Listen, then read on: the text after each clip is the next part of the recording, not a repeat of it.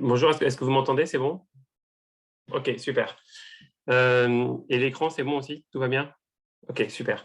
Merci. Je vais d'abord remercier les organisateurs de me laisser la possibilité de présenter les choses qu'on a mis en place à l'École normale supérieure de Paris-Saclay et plus largement à l'Université Paris-Saclay sur la réflexion qu'on a menée sur comment l'hybridation peut permettre de repenser l'espace d'apprentissage dans le cadre des séances expérimentales. Et je vais vous montrer, donc, donner un exemple d'un dispositif qu'on a mis en place par la suite, justement pour illustrer la réflexion qu'on a menée. Vous avez un QR code que vous pouvez flasher ici et vous allez récupérer la présentation. Ce QR code sera présent pendant toute la présentation, donc n'hésitez pas si vous voulez aller récupérer cette présentation. Alors, avant de rentrer dans le détail du dispositif qu'on a mis en place, je voulais poser la problématique. Et la problématique est la suivante, c'est que les séances expérimentales représentent une composante incontournable de toute formation en sciences, technologies, ingénierie et mathématiques, aussi appelé STEM en anglais, justement. Et dans ces séances expérimentales, on prône en fait l'apprentissage par la pratique pour que les étudiants et les étudiantes acquièrent des compétences, que ce peut être des savoir-faire ou des savoir-être. Ça peut être des savoirs dans le sens où ça peut illustrer des notions qu'on a vues en cours ou en travaux dirigés, des savoir-faire sur des techniques, des savoir-faire qui peuvent être procéduraux. Mais en tout cas, ces séances expérimentales, elles sont vraiment une composante incontournable de ces formations.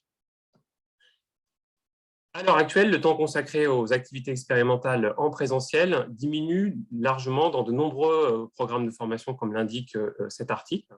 Et ceci est principalement dû à des raisons de coût liées au matériel et aux produits utilisés, et aussi un manque de temps de préparation, avec des emplois du temps qui sont de plus en plus chargés, et du coup, les étudiants n'ont pas forcément le temps de préparer ces séances. Pour autant, il existe encore une exigence en termes de formation qui est constante, et on pourrait même imaginer qu'on souhaite, en termes de formation, améliorer encore les apprentissages. Et donc, il faut réfléchir finalement à une optimisation du temps en séance de présentiel et essayer justement d'améliorer ces apprentissages. Et quand je parle d'apprentissage, je parle donc de savoir-faire et savoir-être. Et c'est là que, du coup, on a mené une réflexion sur justement essayer de réfléchir à la scénarisation et à la temporalité de ces séances expérimentales et de mener une réflexion sur l'amont et l'aval des séances. Parce qu'il faut savoir que finalement, dans le cadre des séances expérimentales classiques, la réalisation, que j'appelle le pendant, constitue souvent l'investissement pédagogique principal, voire exclusif, du corps enseignant, avec les expériences, les réponses aux questions des étudiants, et que finalement, l'amont et l'aval sont souvent peu, voire pas, exploités pédagogiquement.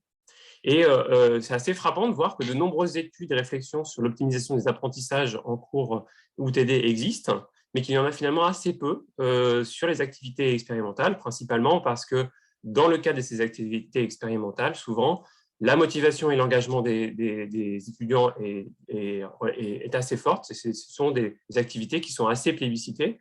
Pour autant, il nous paraissait quand même intéressant de pouvoir essayer d'optimiser les apprentissages dans le cadre de ces activités. Et justement, essayer de se démarquer des traditions. Donc, si pour les cours et les TD, les formats les plus traditionnels sont le cours magistral et le TD corrigé par l'enseignant ou l'enseignante, dans le cas des activités expérimentales, si j'exclus les projets, la temporalité généralement adoptée pour une séance expérimentale classique, c'est finalement en amont de la séance, envoyer l'énoncé aux étudiants et aux étudiantes pour qu'ils puissent le lire avec sur cet énoncé des questions ou des protocoles, et donc que les étudiants puissent mener leur première réflexion. Le pendant, on réalise les expériences en tant que telles, et puis on rend un compte-rendu, soit à la fin de la séance, soit après la séance. Donc nous, ce qu'on essaie de réfléchir, c'est essayer de se démarquer un petit peu de ce canevas-là, et justement essayer, comme le montrent les études, de travailler sur l'amont et travailler sur l'aval. Sur l'amont, pourquoi on travaille sur l'amont? Parce que c'est un enjeu clé pour optimiser les sessions expérimentales. Ça permet aux étudiants d'anticiper ce qu'ils vont faire et comment ils vont faire les choses en séance, d'augmenter leur confiance en eux ou en elles, et réduire leur charge cognitive en séance. Sur ce qui est de l'aval, finalement, il y a assez peu de réflexion et d'études. Et nous, ce qu'on souhaitait faire, finalement, c'était s'inspirer de la pédagogie par projet pour proposer des activités expérimental plus riche, même si c'est sur un laps de temps qui est relativement court. C'est-à-dire qu'il y a une problématique, que les étudiants puissent y répondre en séance, et puis ensuite qu'il y ait une production qui puisse être réalisée. Et donc, à ce stade de notre réflexion, la crise Covid est arrivée, et plus qu'un problème, ça a été pour nous véritablement une vraie opportunité. Et ça nous a montré finalement que l'hybridation peut être une solution, même pour des activités expérimentales qui peuvent profiter justement de cette technologie aussi et de l'enseignement à distance. Et donc, je parlerai d'enseignement hybride. Je pense que vous savez ce que c'est, et en anglais, donc blended learning, donc un apprentissage partagé entre distance et présence. Et on parle d'apprentissage hybride selon la recommandation d'Allen et Seaman, lorsque le distanciel est compris entre 30 et 79%. Dans la suite de l'exposé, je vais mettre des icônes, un petit icône qui correspond ici à la maison pour le distanciel, et un petit icône ici pour l'institution qui correspond finalement au présentiel. Alors, dans quel cadre se place finalement notre dispositif et notre étude? Notre dispositif, bien sûr, il doit s'inscrire dans les objectifs de formation de notre établissement. Et donc, dans le cadre de ce dispositif, il s'agit donc de l'Université Paris-Saclay et plus principalement de l'École normale supérieure Paris-Saclay, qui prône une formation par la recherche, pour la recherche et l'enseignement. Et donc, notre objectif, c'est vraiment d'accompagner les étudiants et les étudiantes vers leur futur métier, chercheurs, chercheuses, et ou enseignants ou enseignantes. Et donc, on a mis en place depuis plusieurs années une unité d'enseignement sur l'initiation à la démarche et à la communication scientifique qui est constituée de 5 activités expérimentales. À un niveau licence 3 pour 25 heures étudiants. Et donc, ces activités expérimentales sont réalisées en binôme ou en quadrinôme selon les différentes activités. Une promotion qui est comprise entre 32 et 40 étudiants chaque année. Et en salle, 2 enseignants ou enseignantes par séance en demi-groupe. Les objectifs d'apprentissage pour cette unité d'enseignement sont acquérir une démarche scientifique d'investigation et puis développer surtout l'autonomie et la prise d'initiative. Maintenant, je vais rentrer dans le détail du descriptif de ce dispositif et comment il a évolué finalement de 2016 à aujourd'hui. Alors du coup, ces 5 activités expérimentales, elles sont organisées de la façon suivante et surtout, elles abordent des termes très différents avec des productions qui sont aussi assez différentes, qui vont finalement de la sécurité en chimie à l'analyse d'une eau, de la couleur et luminescence, nanomatériaux et chimie du quotidien, et des productions qui sont en lien finalement, qui sont des productions authentiques, dans le sens où elles sont en lien avec le métier de chercheur, et donc avec des productions qui peuvent être des rapports classiques pour apprendre la rigueur scientifique, un rapport d'analyse, ou alors ensuite vraiment des travaux qui sont vraiment en lien avec le métier de chercheur. On leur fait réaliser un poster scientifique, ou on leur fait rédiger un article, ou réaliser une vidéo de 3 minutes. En amont, finalement, on leur donne un énoncé dans lequel ils ont un choix d'expérience à faire, donc ils sont assez libres sur le choix des expériences, des protocoles qui sont assez peu détaillés, voire pas détaillés du tout, et un questionnement qui est donc individualisé. Pendant la séance, bien sûr, l'échange en séance se fait de manière assez traditionnelle avec des réponses aux questions, et puis aussi en leur donnant, en les accompagnant, en les conseillant. Et puis, en aval, la production authentique dont je vous parle. En 2016, ces 5 sessions en laboratoire duraient 4 heures, avec finalement, principalement, uniquement, une séance de 4 heures en salle. Alors, comment on a réfléchi justement à retravailler tout ça?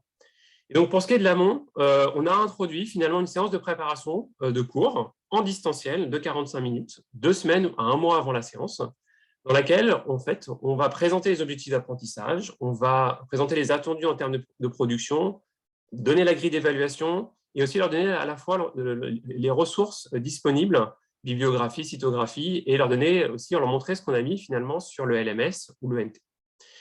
Et on va leur aussi expliciter le calendrier et quelques points de contenu théorique si nécessaire. On va vraiment prendre dans ce cas-là un apprentissage explicite où on va essayer de gommer les inégalités et les accompagner au mieux pour préparer la séance. On a souhaité que cette séance soit en distanciel car beaucoup de nos contenus ont été digitalisés et donc c'était important que les étudiants puissent, en même temps qu'on leur présentait, pouvoir voir ces contenus sur leur ordinateur.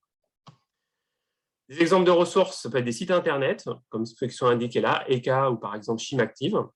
Des affiches que l'on a réalisées qui peuvent, sur certaines expériences qui peuvent leur être utiles, et puis des liens vers les articles. Vraiment, on va les accompagner pour trouver des ressources pertinentes et pour leur donner des ressources pertinentes. La séance en laboratoire, elle ne fait plus 4 heures, mais elle fait 2h45, on a diminué. Et dans cette séance, on essaie qu'ils développent leur démarche scientifique, qu'ils soient adaptables, qu'ils soient curieux, qu'ils aient une prise d'initiative, et surtout, c'est important aussi pour la rigueur scientifique et les bonnes pratiques de laboratoire. Donc vraiment, dans le cadre d'un apprentissage par la pratique. En aval, on a rajouté une session d'analyse des corrections des productions. Et cette session se déroule en distanciel pendant 30 minutes par binôme ou quadrinôme. Et on souhaite vraiment les accompagner dans le développement de la rigueur scientifique, l'analyse exhaustive, documentée et critique, le savoir-faire communicationnel aussi, pour donner de bonnes pratiques rédactionnelles pour les articles, les posters et les vidéos. Et on prône aussi un apprentissage entre pairs, puisqu'il y a quelques corrections qui sont réalisées aussi par les étudiants. Et un apprentissage par la pratique dans le sens où ils vont pratiquer et apprendre à réaliser et à écrire un article et à réaliser un poster. Au final, comment s'organise ce dispositif et pour chaque séance, comment ça se passe? Donc, il y a un cours préliminaire de 45 minutes. 2 semaines ou un mois après, l'activité en laboratoire de 2h45. Puis ensuite, le rendu d'une première version de la production 1 à 2 semaines après la séance en présentiel. Et 1 à 2 semaines après ce rendu d'une version 1, les enseignants vont corriger cette première version. Et 1 à 2 semaines, faire la session d'accompagnement binôme par binôme ou quadrinôme par quadrinôme pour leur expliquer ce qui n'allait pas. Et donc, les étudiants et les différents groupes peuvent ensuite rendre une version finale. Et donc, c'est sur cette version finale qu'on va les évaluer. Alors, quelquefois, on ajoute la correction de la deuxième version, donc ça peut arriver. En tout état de cause, la temporalité est un peu différente qu'un TP classique, puisqu'entre le cours préliminaire et le rendu de la version finale, il peut se passer 3 à 4 mois. Et donc, je le rappelle, l'évaluation est uniquement réalisée sur la production finale. Si on résume, en 2016, on avait un enseignement 100% présentiel, avec une activité en laboratoire de 4 heures. Maintenant, on a finalement eu un enseignement hybridé, dans la mesure où on a 68% du temps en laboratoire en présentiel et 32% quand il fait des cours et des sessions d'accompagnement qui se passent en distanciel. Le temps étudiant n'a pas changé. En revanche, le temps enseignant a un petit peu augmenté par l'accompagnement, puisqu'on a entre 10 et 16 groupes à faire passer sur 30 minutes, et donc qui sont rémunérés, entre guillemets, pour 6 heures de temps enseignant contre 4 heures en 2016. Alors, c'est très bien de mettre en place des choses et d'avoir des intentions pédagogiques, mais d'un point de vue des étudiants, ça nous apparaissait aussi important d'avoir leur point de vue et d'avoir leur retour. Alors, pour avoir leur retour, ce qu'on a fait, c'est qu'on s'est appuyé sur le modèle sur la motivation et l'engagement de Jones, qui a été donné en 2009, qui s'appuie finalement, qui dit qu'il y a 5 facteurs importants dans la motivation et l'engagement des étudiants lors d'une activité pédagogique, qui sont, premièrement, l'autonomisation, c'est-à-dire qu'en fait, l'étudiant, est-ce qu'il a son mot à dire? Est-ce qu'il est assez libre, finalement, de choisir les choses qu'il a à faire? Le deuxième, c'est l'utilité. Est-ce que pour lui, l'activité a de la valeur? Est-ce que ça a un sens? Le troisième, c'est le succès. C'est la perception de la compétence. Est-ce qu'il va être capable, finalement, de réaliser ce qu'on va lui demander de faire? Le quatrième, c'est l'intérêt. Est-ce que cette activité est intéressante pour lui, de son point de vue? Et le dernier, la bienveillance de la part. Est-ce qu'on a senti une forme de bienveillance de la part du corps enseignant? Alors, du coup, pour mener cette étude, donc, il y a un questionnaire qui est disponible au lien suivant. Et donc, ce questionnaire, on l'a fait passer finalement aux étudiants. Alors, ces étudiants qui sont en licence 3. Donc là, vous avez les résultats sur la promotion de 2020-2021. Donc, on avait 38 étudiants. Et sur ces 38 étudiants, 34 ont répondu, ce qui fait 89% de participation. Et donc, ça correspond finalement au questionnaire, vous le voyez ici, avec 18 questions qui vont essayer d'évaluer les différents champs dont j'ai parlé juste avant, les différents facteurs, allant donc à des niveaux de 1 à 6, donc une échelle de Likert à 6 niveaux. Et donc, on a demandé, finalement, on a posé ces questions dans le cadre de notre dispositif et aussi, finalement, qui répondent à ces questions pour aussi toutes les autres activités expérimentales de leur formation de L3.